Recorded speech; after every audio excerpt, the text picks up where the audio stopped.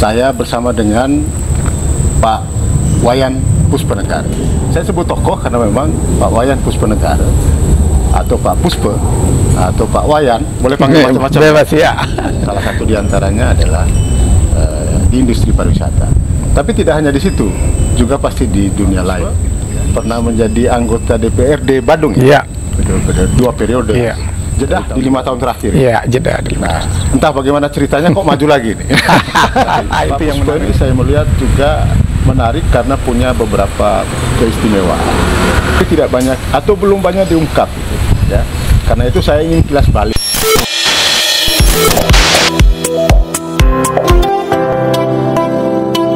Saya terlahir di Legian. Legian adalah kampung halaman saya. Orang tua asli Legian, ayah ibu asli, dua-duanya asli Legian gitu. Berapa bersaudara? Saya awalnya bersaudara asli 4 orang. Jadi 3 cowok, 1 cewek. Kemudian 3 adik saya paling tua ya, dan 3 adik saya sudah mendahului pada masa mudanya. Jadi 3-tiganya sudah mendahului di masa muda dan 1 di masa kecilnya gitu.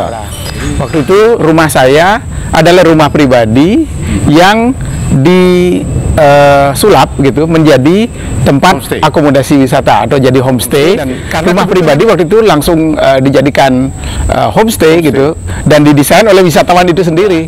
Jadi saya melihat ada namanya Master Philip gitu ya. Saya kecil-kecil kan, karena dia yang bopong saya gitu. Kemudian dialah yang mendesain kamar orang tua saya itu dirubah sama dia menjadi penginapan. Bukan dirubah, dia bangun toilet. Saya ingatnya dia bangun toilet yang berstandar untuk ukuran mereka pada waktu itu. Kalau kita dulu toiletnya, mohon maaf kalau masyarakat kita dulu kan banyak yang ke Tegalan itu.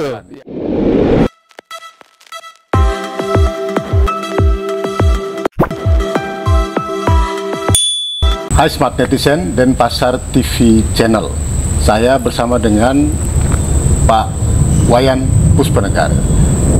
Kalau lihat sosoknya pasti tidak asing karena Pak Wayan kesehariannya hampir sepertinya tidak pernah berhenti bergerak gitu ya.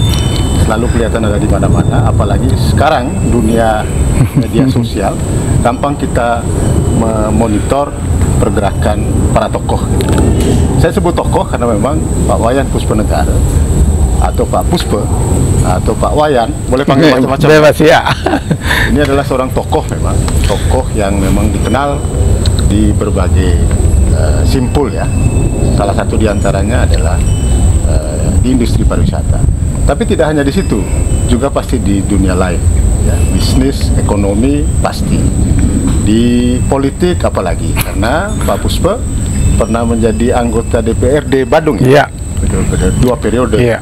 Dari tahun 2004 2009 sampai 2009, lalu 2014 ya, sampai 2014. Jeda di 5 tahun terakhir. Iya, jeda di 5 tahun. Entah bagaimana ceritanya kok maju lagi nih. Itu yang menarik. Biasanya kalau politisi itu kalau sudah duduk, diam itu sahwatnya mungkin bergerak lagi gitu.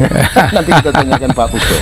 Berapa gatre? Ya, baik Mas Syam ya, sangat baik ya. Saya saat ini bersama Pak Puspe di salah satu ini villa atau apa ini? Ya, usaha lah gitu. Jadi usaha. Unit usaha. Ya, unit salah satu ya. Ya, salah satu unit usaha yang juga biasanya ramai katanya dimanfaatkan oleh wisatawan asing maupun wisatawan Nusantara. Lokasinya strategis. Jadi kalau di belakang kami ini ada hutan bakau. Masuk dalam kawasan Tahura atau Taman Hutan Raya Ngurah Rai. Ngurah Rai milik Kementerian Kehutanan ya? Ya betul, milik Kementerian Kehutanan. Jadi salah satu kawasan konservasi yang sangat dilindungi baik oleh pemerintah pusat, apalagi oleh masyarakat Bali, khususnya yang ada di wilayah Kedonganan. Jadi ini kawasan ini masuk kawasan Kedonganan, salah satu desa yang punya atau ya desa adat yang punya jejak yang cukup menarik kalau dibedah lebih jauh. Tapi kali ini saya tidak bicara tentang Kedonganan. Kebetulan kita saja sedang berada di Kedonganan. Nah, Pak Puspe ini sekali lagi sosok yang menarik dan juga mungkin banyak tokoh lain yang juga tidak kalah menarik ya. Tetapi Pak Puspe ini saya melihat juga menarik karena punya beberapa keistimewaan. Cuman keistimewaannya ini barangkali tidak banyak atau belum banyak diungkap gitu, ya. Karena itu saya ingin kilas balik dulu dari cerita tentang masa lalunya, keluarganya, sehingga kita bisa tahu sebenarnya ada di posisi sekarang ini karena memang latar belakang keluarganya atau apa. Yang pasti kira-kira saya akan gali dari sisi itu. Nah, Pak Puspo, bisa cerita tentang keluarga dulu. Ya. Anda asli Legian memang? Ya, saya terlahir di Legian. Legian adalah kampung halaman saya, dan memang Legian dari sejak saya lahir gitu ya adalah daerah pariwisata. Dan saya kelahiran tahun 70 gitu, dan di situ kita orang tua asli Legian? Asli, orang tua asli Legian, ayah ibu asli, dua-duanya asli Legian gitu. Berapa bersaudara? Saya awalnya bersaudara asli 4 orang. Jadi 3 cowok, 1 cewek. Kemudian 3 adik saya paling tua ya, dan 3 adik saya sudah mendahului pada masa mudanya. Jadi tiga-tiganya sudah mendahului di masa muda, dan 1 di masa kecilnya gitu. Jadi tinggal sendiri ya waktu itu? Iya, saya tinggal sendiri, tapi sebelum sendiri ya memang kita sempat bersama-sama sampai mereka usia sampai kuliah ya, sampai kuliah semester 3 yang paling kecil, yang paling tua itu sampai SMA, masih adik saya yang nomor 2 itu sampai SMA, adik yang nomor 3 itu sejak kecil sudah meninggal. Nah, jadi secara keluarga kita sih harmoni ya, jadi tidak ada persoalan, hanya saja memang saya sejak umur 3 tahun ya, saat sedikit mengerti gitu ya, kita mengerti situasi gitulah, sudah berhadapan dan berinteraksi langsung dengan wisatawan mancanegara.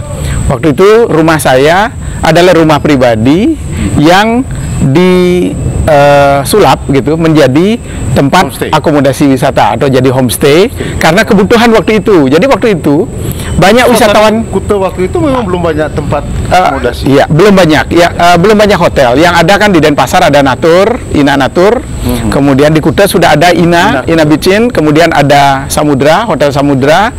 Kemudian ada Wisma miliknya pemain sepak bola, pelatih sepak bola Indonesia Tony Poganik.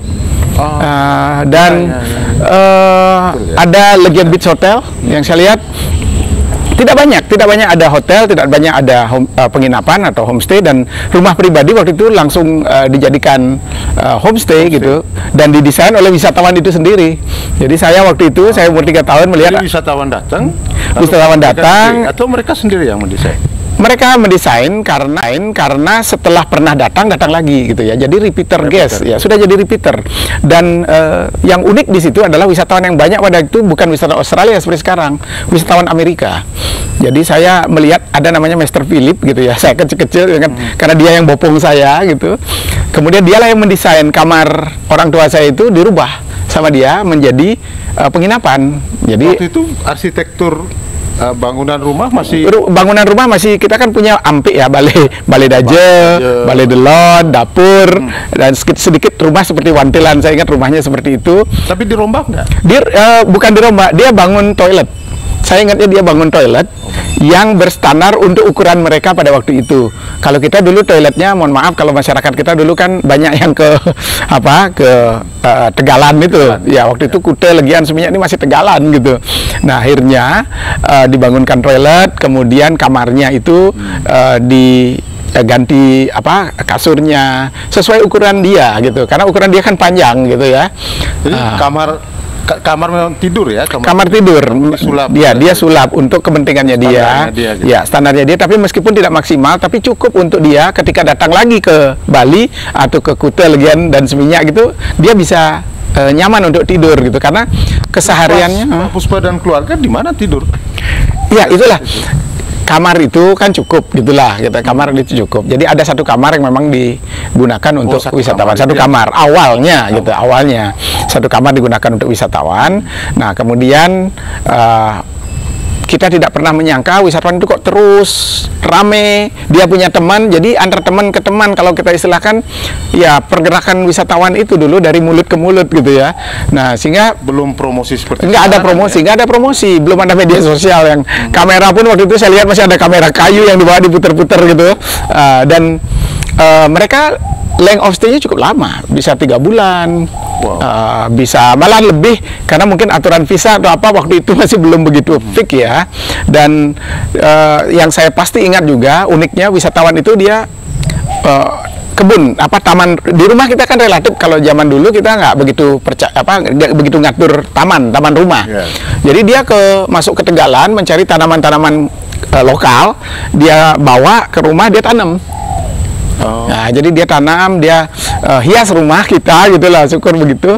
Jadi menjadi homestay buat dia. Akhirnya karena begitu banyaknya wisatawan yang datang, akhirnya kamar kita harus bangun. Jadi kan wisatawan inilah yang kebutuhan itu ya. Wisatawan inilah yang membantu sebenarnya dari finansial waktu itu.